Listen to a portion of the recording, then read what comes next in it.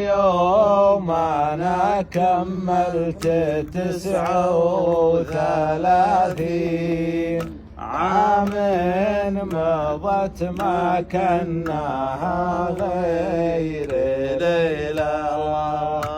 الطفل بعيونه يشوف انها سنين، والشيخ بعيونه يراها قليلة.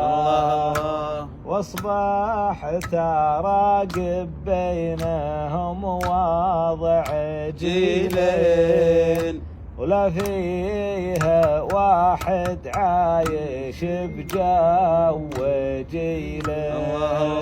كنا صغار ودانا كبيرين، وكبار وابن اصغر ولا فيه حيلة. يا سلام. نحرق مراحلنا وننظر لبعدين، بعدين تبقى الذكريات الجميلة.